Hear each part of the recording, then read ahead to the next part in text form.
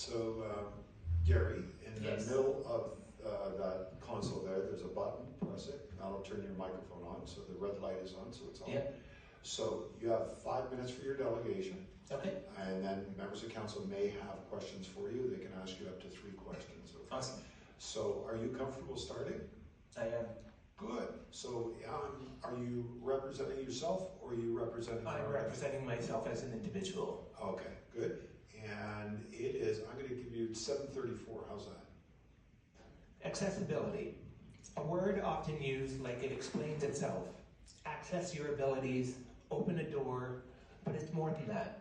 It's support without conditions, inclusion without exceptions, dignity without question. And yet, even in 2025, it's still not as simple for many people who depend on it, like myself, as someone who is deaf. That might surprise you. I speak clearly, so clearly that people often forget I'm deaf, but that doesn't make it any less true.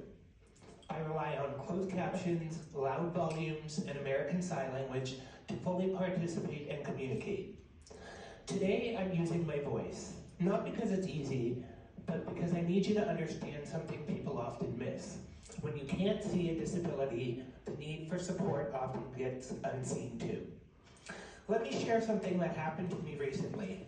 Not to place blame or seek sympathy, but to give you a perspective on one of the many struggles we face every single day. I am a proud GM worker.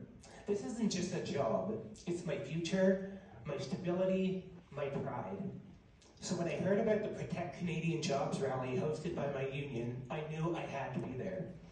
With my jobs threatened by US tariffs, it didn't feel political, it felt personal. I couldn't just sit back and hope things would work out. I wanted to stand for something bigger than myself, for my future. But there was one problem: accessibility. I knew I needed an interpreter to fully participate. So I reached out, I asked, I followed up, and they all said the same thing. We cannot confirm an interpreter, but you're still welcome to attend. That might sound like an invitation, but in reality it meant you're welcome to attend, you just may not be able to participate. That's not access, that's not equality, and that's the part that stings.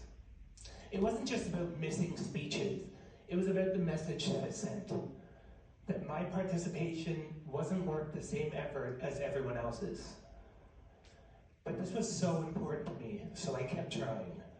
Emails went unanswered, messages led nowhere. It was starting to feel like the effort just to be included was starting to be a burden to the very systems that were supposed to support me. Then I remembered Maria Chinali.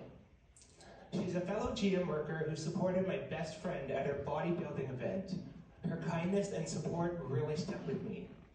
She's also our union's women's representative, and even though accessibility wasn't her area, I reached out anyways, and she came through.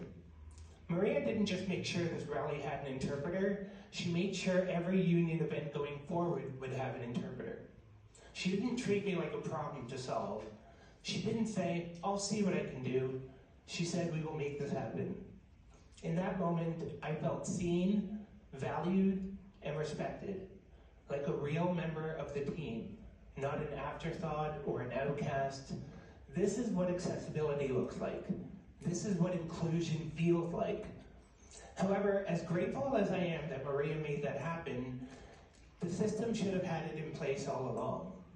It shouldn't take extraordinary effort to meet someone's basic needs.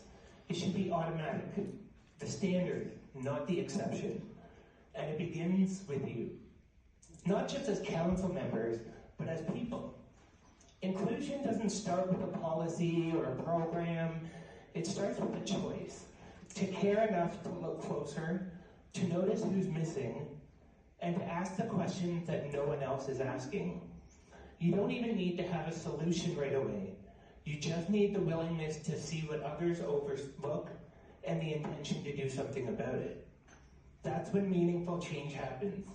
You create spaces where people don't have to fight to be included.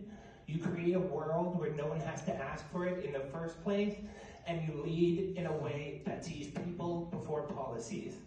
That's when meaningful change happens, And when we give people true access to their potential, we don't just meet them where they are. We help lift them to where they were always meant to be. Thank you.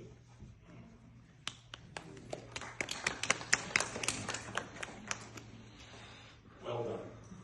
Well done. Questions to our delegate? I see none, but I'm curious. I hope you don't mind. Yeah, of course. What do you do at GM? I load rear axles. So I work on the line. You work on the line? Yeah. And is that a challenge? No, not at all. So, because I'm curious, how is it that others are able to communicate with you in your workspace? The people I work with are great. They know that I'm deaf and they work around me. I've given them ways on how to communicate with me, making sure they face me, making sure that they speak loudly and clearly. And yeah, I just work with some really great people who know what they're doing. And I presume that they give you a hard time periodically. Sometimes, yeah, sometimes. Gary, thank you. Thank you very much. Thank you for giving me a chance to share my story. It's a great story. Thank you. It's a great story. So, ladies and gentlemen,